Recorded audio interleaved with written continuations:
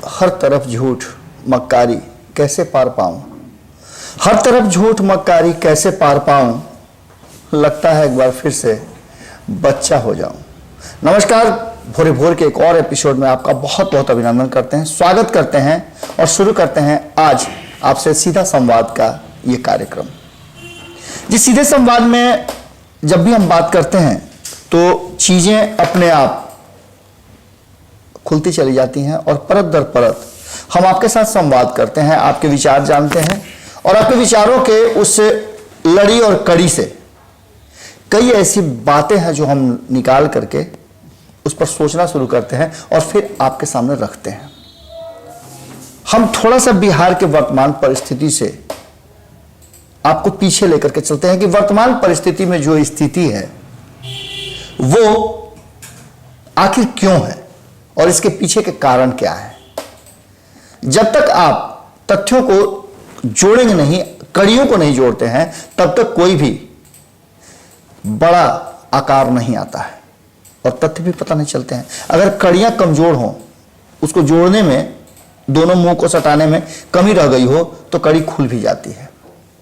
बिहार की राजनीति में जब 2005 में नीतीश कुमार का बिहार में पदार्पण हुआ तो पहले झटके में उन्हें हार का सामना करना पड़ा और वो हार का सामना हमने आपको कई बार बताया है कि 2005 और 2020 में बहुत समानता है। हालांकि 2005 से 2000 बहुत कुछ सीखने के बाद नीतीश कुमार ने 2020 में उन तथ्यों को, उन चीजों को, कड़ियों को जोड़ा जिसके कारण वो पुनः सत्ता में स्थापित है। 2005 में क्या कुछ हुआ था हमने कई बार आपको बताया, आपको खुद भी पता है कि 2005 में जब फरवरी में चुनाव हुए तो नीतीश कुमार जी मुख्यमंत्री की कुर्सी तक पहुंचते पहुंचते रह गए थे। रामविलास पासवान के पास उस समय अधिक सीटें थी जो मुख्यमंत्री नहीं बना सकती थी। लगभग 27 से 29 तक उनके पास सीटें थी और यही सीटें नीतीश कुमार को मुख्यमंत्री नहीं बना पाई। इस बार भी संभावनाएं उसी तरह की थी। हालांकि इस बार सीट तो नहीं आई, लेकिन सीट घटाने की बात की जा रही है जिसके कारण नीतीश कुमार की सीटें कम हुई। बात वहां से आगे अगर बढ़ती है तो अक्टूबर में चुनाव हुए, पूर्ण बहुमत में नीतीश कुमार सरकार में आए और उन्होंने इन सारे तथ्यों और सारे चीजों से एक ऐसा सीख लिया कि उन्होंने राजनीतिक लोगों से ज्यादा ब्यूरोक्रेट्स पर भरोसा करना शुरू कर दिया और ये ब्यूरोक्रेट्स नीतीश कुमार के सबसे ज्यादा विश्वास पात्र और सलाहिया हुआ करते थे। ये कड़ी धीरे धीरे धीरे धीरे आगे बढ़ती चली गई। 2005 से लेकर 2010 के बीच में जो नीतीश कुमार ने कार्य किए उसकी बड़ी प्रशंसा हुई। बिहार के लोग कनेक्ट हुए और विकास के कुछ मानक जो हैं वो शुरू हो गए। सड़कें बननी शुरू हो गई। वादा और दावा नीतीश कुमार का कि जैसे ही सड़कें बनेंगी रोजगार के अवसर पैदा होंगे। हालांकि रोजगार के अवसर 15 सालों में कितने हुए, क्या पलायन की स्थिति रही, इससे आपको हम नहीं जोड़ पाएंगे क्योंकि ये सारी बातें आप जानते हैं। कोरोना ने बहुत सारी चीजें खोल करके और खंड खंड करके आपके सामने रख दिया है। आगे हम बढ़ते हैं तो 2010 में बिहार की जनता ने नीतीश कुमार को और ज्यादा भरोसे के साथ और ज्यादा मजबूती के साथ सत्ता दिया और यह सत्ता 2013 में फिर से खंडित हो गई। फिर से वो कड़ी जोड़ने का जो प्रयास था वो धीरे से खुल गई और नाम आ गया नरेंद्र मोदी और अमित शाह का। हालांकि राजनाथ सिंह उस समय अध्यक्ष थे, लेकिन नरेंद्र मोदी के नाम पर हामी नहीं भर पाए नीतीश कुमार और तब नीतीश कुमार बड़ी कड़े शब्दों में ट्रिपल सी का चर्चा किया करते थे। क्राइम, करप्शन, कम्युनिज्म के साथ कोई समझौता नहीं करेंगे और उनके खिलाफ रहेंगे।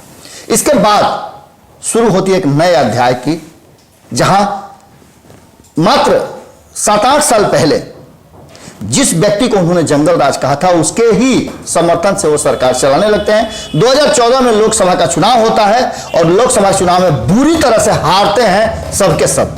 नीतीश कुमार के साथ साथ कांग्रेस और जो भी विपक्ष के दल हैं, आरजेडी तक बुरी तरह से लोकसभा के चुनाव में हारती है और केंद्र में बीजेपी की सत्ता स्थापित हो जाती है। यह सत्ता स्थापित होने के बाद नरेंद्र मोदी और अमित शाह का कद बहुत बड़ा हो जाता है और इस कद के बढ़ने से नीतीश कुमार की चिंताएं भी बढ़ जाती हैं।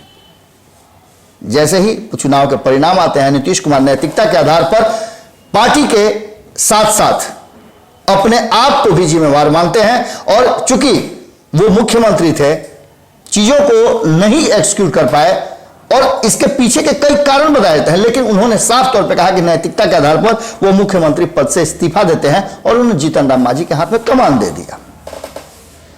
कहा यह जाता है कि जीतन राम मांझी ने खुद कहा है कि नीतीश कुमार उन्हें सिर्फ सिंबल के रूप में बैठा करके खुद सत्ता चलाना चाहते थे, जो उन्हें मंजूर नहीं था, और जीतन राम मांझी ने विद्रोह कर दिया। यह कहानी हम आपको क्यों बता रहे हैं, इसके पीछे जब हम अंत में आते हैं तो बहुत जल्द आपको सारी चीजें बता देते हैं। इन सब में नीतीश कुमार को सलाह देने वाले जो लोग थे वो उनके ब्यूरोक्रेट्स थे।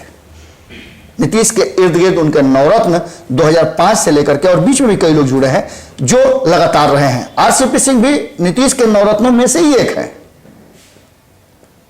कई ऐसे लोग हैं जो नीतीश कुमार के साथ उनके अलग अलग कार्य क्षेत्र के समय और कार्य अवधि के समय में उनसे जुड़े और उनके होकर के रह गए। आरसीपी सिंह आज वैसे ही ब्यूरोक्रेट्स थे जो नीतीश कुमार के रेल मंत्री रहते और अलग अलग विभागों में नीतीश कुमार के मुख्यमंत्री रहते, उनके साथ रहा करते थे।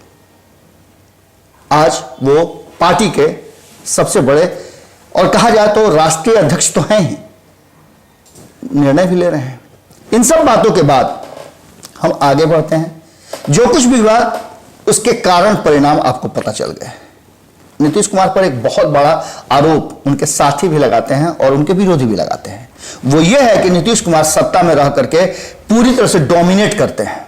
शुरुआती दौर में नीतीश कुमार ने भ्रष्ट अधिकारियों के घरों पर छापेमारी की, उनके मकान को सीज किया और वहां सरकारी कार्यालय और विद्यालय खुले। ये सब चीजें लोगों को बहुत रास आई और लोगों ने जमकर नीतीश कुमार को एक आइकॉन के रूप में, एक सत्य और सत्यवादी नेता, न्यायप्रिय नेता के रूप में देखा। इसके बाद अब स्थितियां धीरे धीरे बदलती चली गई। आपको भी पता है कि जब सुविधापूर्ण आपको हर चीजें मिलने लगती हैं तो आपके विचार और आप आलसी होने लगते हैं, या फिर आप समझने लगते हैं कि ये आपका है। पर लोकतंत्र में ऐसा होता नहीं है। ब्यूरोक्रेट्स को यह पता ही नहीं है कि वो, या फिर वो इस बात को आंख मूंद करके भूल जाना चाहते हैं कि आम जनता लोकतंत्र में मालिक होती है। उन्हीं के पैसे, उन्हीं के द्वारा दिए गए टैक्स से उनका रोजी रोटी चल रहा है। उनके 2 वक्त के खाने में उस लोगों का, आम लोगों का पैसा लगा हुआ है। ब्यूरोक्रेट्स के साथ नीतीश कुमार के संबंधों को लेकर के लगातार उन पर सवाल खड़े होते रहे हैं और उनके साथी भी जो मंत्री रहे हों या विधायक रहे हों या उनके साथ रहे हों या उनके विरोध में रहे हों, सभी का कहना यह है कि मंत्रालय पर नीतीश कुमार अपने अधिकारियों के द्वारा, इन नवरत्नों के द्वारा नजर भिड़ाया करते थे। खास करके भारतीय जनता पार्टी के कई नेताओं का ऐसा कहना है। ये बातें कई बार खुल करके सामने आई हैं और इन बातों के बाद नीतीश कुमार कोई ध्यान नहीं दिए। लेकिन इस बार जब 2020 के चुनाव में नीतीश कुमार कम सीटें आई तो नैतिकता के आधार पर एक बार फिर उन्होंने वही काम किया जो उन्होंने 2014 में किया था। 2014 में उन्होंने मुख्यमंत्री का पद त्यागा था और 2020 में नीतीश कुमार ने अध्यक्ष का पद त्यागा। अब इस अध्यक्ष के पद त्यागने के बाद इसकी कहानी और उसकी कड़ियां हम अलग से आपको बताएंगे कि यह नीतीश कुमार का कैसा मूव है। इस मूव से नीतीश कुमार को कितना फायदा और कितना नुकसान होने वाला है, यह हम आगे बताएंगे। लेकिन आज हम यह बताने के लिए आपके सामने बैठे हैं कि नीतीश कुमार के इन सारे सवालों का जवाब अब नहीं खोजा जा रहा है। भारतीय जनता पार्टी की नजर और उसका बढ़ा हुआ कद इस बात की तरफ अब इशारा कर रहा है कि नीतीश कुमार अपने ब्यूरोक्रेट्स को कमान पर रखें या फिर इन ब्यूरोक्रेट्स को अब केंद्र जो है वापस बुला लेगी। आपको पता है कि गृह मंत्री कौन है? अमित शाह। और अमित शाह के बिना यहां पत्ता भी नहीं हिलेगा। ये सारे आईएएस अधिकारी केंद्र की प्रतिनियुक्ति और केंद्र में बुलाए जा सकते हैं। इनका सीधा संबंध केंद्र से होता है। लेकिन नीतीश कुमार के साथ इनके संबंधों को लेकर के बार बार इन पर आरोप और प्रत्यारोप के बाद भी ये नीतीश कुमार के सबसे करीबी रहे हैं। और ये पंचरत्न, नवरत्न, जो भी आप कह लीजिए, नीतीश कुमार के लिए हमेशा या तो बहुत बेहतर किए हैं या फिर नीतीश कुमार के बदनामी का कारण भी बने हैं। कारण कि आपको पता है कि जो कानून बनते हैं, जो नियम बनते हैं, जो संविधान के द्वारा पारित किए जाते हैं, वो सारे चीजों को एग्जीक्यूट कराने का, योजना बनाने का, ये सारा काम ये आईएएस अधिकारी और पदाधिकारी ही करते हैं। आपको बता दें कि इनमें से कई नाम हैं। चंचल कुमार का नाम आपने सुना होगा, बहुत ही प्रमुख नाम है नीतीश कुमार के नवरत्नों में से, और ये 1992 बैच के अधिकारी रहे हैं। नीतीश कुमार के साथ ये रहे हैं प्रधान सचिव हैं, और मुख्यमंत्री सचिवालय भी इनके जिम्मे में है। इसके साथ ही ये सामान्य प्रशासन विभाग भी देख रहे हैं। इससे पहले कौन थे आपको पता है, कई तरह की बातें हुई, वो बातें हमने आपको बता दिया था। हमने आपको इससे पहले ही बताया था कि नीतीश के 5-6 ऐसे IAS अधिकारी हैं जिन पर पैनी नजर है केंद्र सरकार और खास करके अमित शाह की।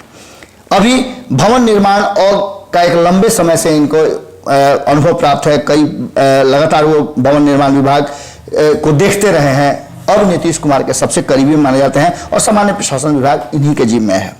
एक और नाम आप बहुत लगातार सुन रहे होंगे, और ये नाम कोई अभी का नहीं है, ये बहुत पुराना नाम है और काफी चर्चित नाम है। इस नाम को आपने तब भी सुना होगा जब लालू राबड़ी का शासन था। अमृतलाल मीणा ये लंबे समय से हैं और 1989 बैच के IAS अधिकारी हैं। ये कई विभागों को देख चुके हैं। लालू राबड़ी के समय में भी इनके पास कई ऐसी जिम्मेवारियां थी। पथ निर्माण एवं पंचायती राज विभाग अभी वर्तमान में ये देख रहे हैं, और इनके भी केंद्रीय प्रतिनियुक्ति पर जाने की बात की जा रही है। आप समझ सकते हैं कि नीतीश कुमार के इन नवरत्नों पर किस तरह का पैनी निगाह पड़ा हुआ है केंद्र सरकार का। ये लोग हैं, आप पथ निर्माण विभाग किसके पास रहा है आपको बड़ी बेहतर ढंग से पता है, हमेशा भाजपा के पास रहा है, और अब तो नितिन नवीन नए मंत्री बने हैं।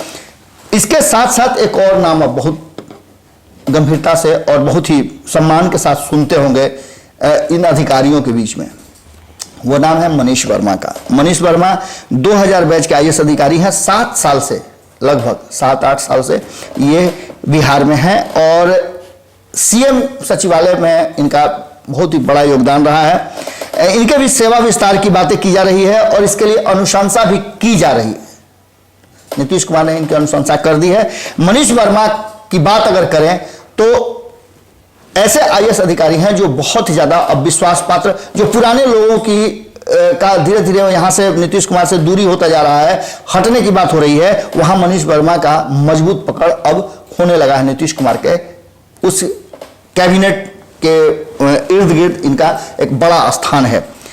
अमित सुबहानी का नाम आपने सुना ही होगा, जिनकी चर्चा हम शुरू में कर रहे थे कि नीतीश कुमार के बहुत करीबी रहे हैं, प्रधान सचिव भी रहे हैं, और अब ये 1987 बैच के IAS अधिकारी हैं। एक लंबे समय तक नीतीश कुमार के साथ रहे हैं और इनको लेकर के लंबे समय तक 12 वर्षों तक गृह विभाग इन्होंने देखा है, और इस बीच में बहुत सारे ऐसे काम हुए हैं, अच्छे भी हुए हैं, बहुत सारे अच्छे काम हुए हैं जिसको लेकर के नीतीश कुमार का वाहवाही हुआ है। अब इन्हें गृह विभाग से एक अलग हटा दिया गया है और नीतीश कुमार चाहते हैं कि इनका भी सेवा विस्तार होकर के सरकार का मुख्य सचिव इन्हें बना दिया जाए, और इस काम में नीतीश कुमार बड़ी तेजी से लगे हुए हैं।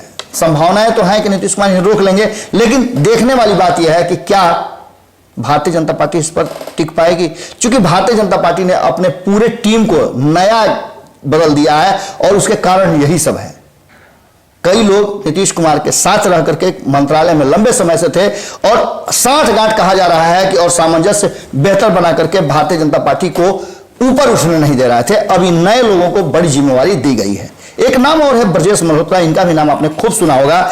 ये 89 बैच के 1989 बैच के हैं। नगर विकास, स्वास्थ्य और कृषि जैसे कई क्षेत्रों में इनका योगदान रहा है। स्वास्थ्य विभाग किसके पास है, नगर विकास किसके पास रहा है, कृषि किसके पास रहा है, ये आप बेहतर ढंग से जानते हैं। और ये सब भारतीय जनता पार्टी के पास रहने वाले विभाग थे जो लंबे समय से भारतीय जनता पार्टी के पास थे। अब वर्तमान में इनके पास उद्योग विभाग है। आप समझ सकते हैं कि उद्योग विभाग भी किसके पास है। आप इससे भी अंदाजा लगा सकते हैं कि उद्योग विभाग अब भारतीय जनता पार्टी के पास है और उसके अपर मुख्य सचिव हैं नीतीश कुमार। इन्हें विकास आयुक्त बनाना चाहते हैं। अब देखने वाली बात होगी कि क्या यह स्वीकृति नीतीश कुमार को मिल रही है। इसके बाद एक बहुत ही पूरे नामों में सबसे ज्यादा चर्चित नाम अगर कोई है तो वो है प्रत्यय अमृत का नाम। इनका आपने सुना होगा कि ये कब आपके सामने इनका नाम आया था। इनका नाम की चर्चा हमेशा होती रहती है। इनके स्टाइल, इनके काम करने के तरीके को बेहतर ढंग से आपने देखा और सुना और समझा भी होगा। कोरोना काल में इन्हें अचानक से जो वर्तमान में थे उन्हें हटा करके स्वास्थ्य विभाग की जिम्मेवारी दी गई थी और कोरोना काल को लेकर के जब वैक्सीनेशन को लेकर के और भी कई चीज़ों को लेकर के जब स्वास्थ्य विभाग के में इनकी जिम्मेवारियां दी गई और टेस्ट घोटाला को लेकर के जब सामने बातें आई तो ये इस विभाग से अपने आप को अलग करना चाहते थे। इसके बाद भी कई तरह की ऐसी बातें हुई जिसको लेकर के प्रत्यय अमृत जो हैं वो हमेशा सुर्खियों में रहे हैं। बताया जा रहा है कि ये अब चाह रहे हैं पूरे माहौल में जो खलबली मची हुई, इस खलबली से अपने आप को अलग करना चाहते हैं और चाह रहे हैं कि इन्हें अलग कर दिया जाए। स्वास्थ्य के साथ साथ इनके पास आपदा प्रबंधन विभाग भी है और आपदा प्रबंधन विभाग है तो आप समझ सकते हैं कि दोनों ही आपदा है और दोनों ही महत्वपूर्ण विभाग इनके पास हैं। स्वास्थ्य विभाग भी किसके पास है आप बेहतर ढंग से जानते हैं, ये भी भारतीय जनता पार्टी के पास है। और ऐसे जो IAS अधिकारी हैं ये नीतीश कुमार के करीबी हैं। इसका मतलब आप समझ लीजिए कि भारतीय जनता पार्टी के पास विभाग रहते हुए जो आरोप लगते रहे हैं लगातार नीतीश कुमार पर कि इनके विभागों पर निगरानी रखते हैं और ये नीतीश कुमार को अपने हिसाब से चलाने के लिए जाने जाते हैं और नीतीश कुमार को एक एक मिनट का अपडेट भी देते हैं। ऐसी स्थिति में भारतीय जनता पार्टी के जो मंत्री हैं खेमे से वो चिंतित रहते हैं और अपना काम स्वेच्छा से नहीं कर पाते हैं। ऐसा भारतीय जनता पार्टी के मंत्रियों का और नेताओं का आरोप है। हालांकि खुल करके कोई सामने नहीं आता है, लेकिन अब जब इन पर तलवार लटकने लगी है केंद्र में बुलाए जाने का तब या विभाग बदलने का, तब ये मामला अब काफी संगीन हो गया है, काफी गंभीर हो गया और इसकी चर्चाएं शुरू हो गई हैं। एक पूर्व IAS अधिकारी से हमारी जब बातचीत हो रही थी तो उन्होंने कहा कि यही वो लोग हैं जो लंबे समय से टिके हुए हैं और परिवर्तन जो है लोकतंत्र का बहुत बड़ा एक नियम है। अगर सत्ता में और अधिकारियों में परिवर्तन होता है, आप समझिए ना कि हर विभाग में हर पद पर बदली होती है, 3 साल 5 साल पे बदली करने का एक प्रावधान है, नियम है, लेकिन इन अधिकारियों को लंबे समय तक रखने के पीछे कुछ न कुछ तो कारण जरूर रहा होगा। अब नीतीश कुमार के इन नवरत्नों पे जब तलवार लटकने लगी है तो मामला गंभीर होने लगा है और कहा यह जा रहा है, जो भी चिंतक हैं, जो भी विचारक हैं, जो बिहार को करीब से जानते हैं, उन लोगों से अगर बात करें आप तो वो यही कहते हैं कि ये वो अधिकारी हैं जो नीतीश कुमार को अर्श से फर्श पर ला करके रख देंगे और फर्श से अर्श पर ले जाने वाले भी यही थे। हर वक्त हर चीज का एक वक्त होता है और शायद वो वक्त अब समाप्त हो गया है। इन अधिकारियों को बदलकर नए सिरे से नीतीश कुमार को सोचना चाहिए और नए बिहार के निर्माण में इन अधिकारियों को किनारे करके एक नए सोच के साथ नए तरीके से डेवलपमेंट की बात करनी चाहिए। देखने वाली बात होगी कि नीतीश कुमार इनसे मोह भंग कर पाते हैं या नहीं कर पाते हैं, लेकिन खलबली तो मची हुई है और इस खलबली ने कहीं ना कहीं एक बात तो तय कर दिया है कि नीतीश कुमार के हाथ से चीजें अब धीरे धीरे सरकने लगी हैं। कैसा लगा ये विश्लेषण जरूर बताइएगा, क्योंकि इस विश्लेषण के बाद हम आपको और भी कई खबरें ऐसी देने वाले हैं जो बिहार की राजनीति में अब तक अनछुई और अब तक नहीं पहुंची है। फिर कल मिलते हैं भोरे भोर में। नमस्कार। अगर ये वीडियो पसंद आई और वह बिहार के राजनीति और बिहारियत से सरोकार रखेनी तो सब्सक्राइब बटन दबा के चैनल के सब्सक्राइब कर ली। ओजे एगो घंटी बा, ओकरा बटन दबा देला से कुल सटीक और मारक खबर रुआ मुफ्त में मिल जाई। अगर रुआ पत्रकारिता के हमनी के नया प्रयोग में सहयोग कर चाहतानी तो ज्वाइन बटन दबा दी। पेटीएम नंबर नोट कर ली 9386816700। धन्यवाद।